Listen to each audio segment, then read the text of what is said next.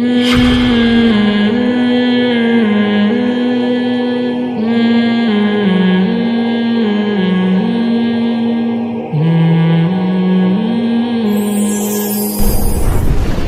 ایک تاجر نے فون کیا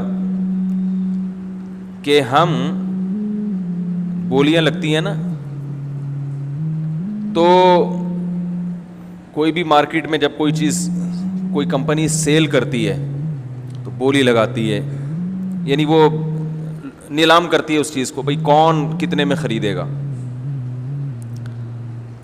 تو ہم آپس میں طے کر لیتے ہیں کہ تو جو ہے اتنی قیمت لگانا اور میں اس سے کم لگاؤں گا، تاکہ وہ میرے سے مجھے بیچنے کے بجائے آپ کو بیچ دے. بات آ رہی ہے سمجھ میں؟ یعنی پہلے سے مکمکا کر کے بیٹھے ہوئے ہوتے ہیں خریدار کہ میں اس چیز کی قیمت کم لگاؤں گا تاکہ مجھے نہ بیچے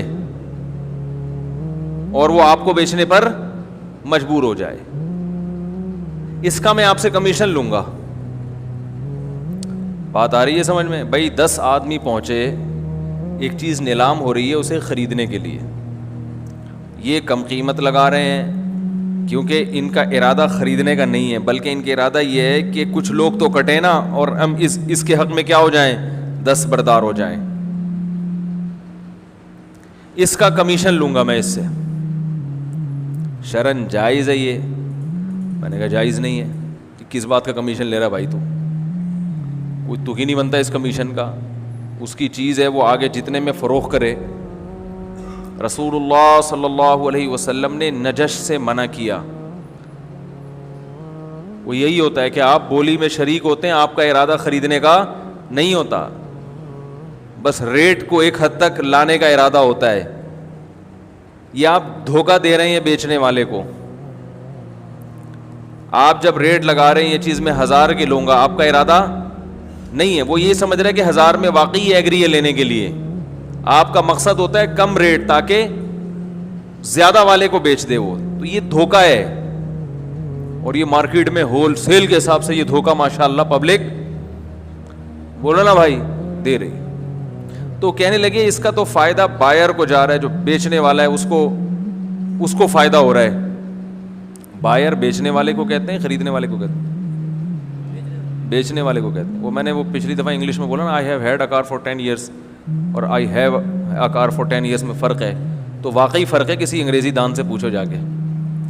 اس پہ بعض لوگوں نے کہا وہ فور پہ زیادہ زور دے رہے ہیں کہ فور ہی استعمال ہوگا. تو میں فور یا سینس کا مسئلہ نہیں ہے، وہ تو مجھے بھی پتا ہے سینس کہاں استعمال ہوتا ہے، فور کہاں استعمال ہوتا ہے. مسئلہ یہ ہے کہ میرے پاس ایک کار 10 سال سے ہے، اس کے لیے I have a car for 10 years کا جملہ غلط ہے. سمجھ رہے ہیں؟ میرا جو فوکس کر رہا ہوں میں ہیو ہیڈ اور ہیو کے استعمال کو، میں یہ مقصد کوئی شعبہ مجھے تو فارغ آدمی ہوں میں انگلش میں، لیکن میں بتا رہا ہوں کہ جو ہمارے بہت سے پڑھے لکھے بھی کیا ہیں، فارغ ہیں. یہ کہنے کا مقصد ہے. اور سسٹم کی وجہ سے، ایسا نہیں کہ لوگوں میں صلاحیت نہیں ہے، سسٹم بیڑا غرق کر رہا ہے، تعلیم ہے ہی نہیں. تو وہ فور پہ لوگ زور دے رہے ہیں، فور کے بجائے فور ہی آئے گا، سینس نہیں آئے گا. وہ تو مجھے پتا ہے سینس اور فور میں کیا فرق ہوتا ہے. مسئلہ یہ ہے کہ وہ ٹینسز کا استعمال نہیں آتا بہت سے لوگوں کو. آپ کو آتا ہے، جو بیان سن رہے ہیں ان کو آتا ہے، ان کے علاوہ کی بات کر رہا ہوں. تو جو بیچنے والا ہے نا، بیچنے والا وہ کہہ رہے ہیں وہ تو پھر فائدہ لے جائے گا. اس کو کیا ہو جائے گا؟ فائدہ. وہ تو پھر اپنی منہ مانگی قیمت پہ چیز بیچے گا.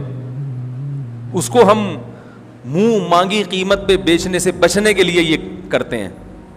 تو بھائی اس کا حق ہے کہ وہ اپنی چیز منہ مانگی قیمت پہ بیچے.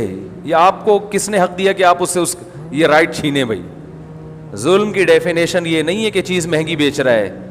ظلم کی ڈیفینیشن یہ ہے کہ جس کو اللہ نے جو حق دیا ہے آپ اسے وہ حق استعمال کرنے کا موقع نہ دیں. سمجھ رہے ہیں؟ یہ میری پگڑی ہے، میں اگر اس کی قیمت 1 کروڑ روپے لگا دوں کہ میں 1 کروڑ میں بیچوں گا، تو کیا یہ ظلم ہے؟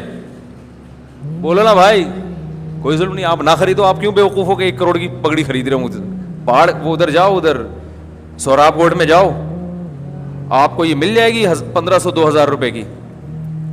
ہاں میں اگر دھوکہ دوں, میں کہوں یہ قائد اعظم کے زمانے کی پگڑی ہے اور قائد اعظم نے بھی اس کو اپنے سر پہ ایک دفعہ باندھا تھا, یا علامہ اقبال نے مجھے گفٹ میں دی ہے یہ,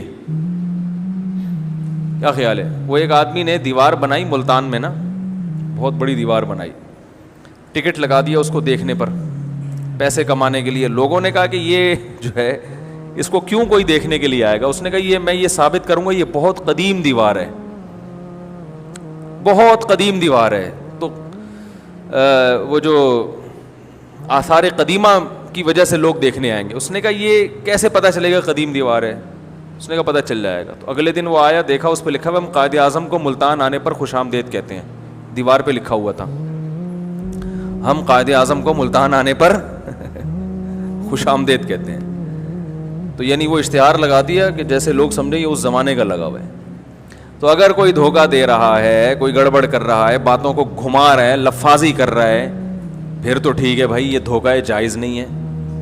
یا کوئی ایسی چیز ہے جس کی لوگوں کو شدید ضرورت ہے اور آپ نے ریٹ اتنے بڑھا دیا کہ اب لوگوں کی دسترس سے باہر نکل گئی. آٹا آپ نے ذخیرہ کر کے اس کے ریٹ بڑھا دیے. ظاہر ہے روٹی تو سب کو چاہیے نا, اور سب پوری مارکیٹ سے آپ نے آٹا اٹھا کے اسٹاک کر لیا, اب آپ اپنے منہ مانگے ریٹ پر بیچ رہے ہیں. تو اتنے ریٹ بڑھا دیے کہ غریب آدمی کی دسترس سے آٹا نکل گیا. یہ ناجائز ہے کیونکہ بھائی یہ تو لوگوں کی بنیادی ضرورت ہے. پگڑی لوگوں کی بنیادی ضرورت نہیں ہے, پلاٹ لوگوں کی بنیادی ضرورت نہیں ہے, یہ بھی ذہن میں رکھیں. گاڑی لوگوں کی بنیادی ضرورت بولو بھائی نہیں ہے. تو گاڑی کے ریٹ اوپر جائیں گے نیچے آئیں گے, سب کچھ ہوگا. ہاں کبھی ایسا ہو کہ ساری گاڑیاں کوئی قبضہ کر کے بیٹھ جائے, جو ایسے ہوتا نہیں ہے, پھر یہ کہیں گے کہ بھائی اب یہ ضرورت بن چکی ہے.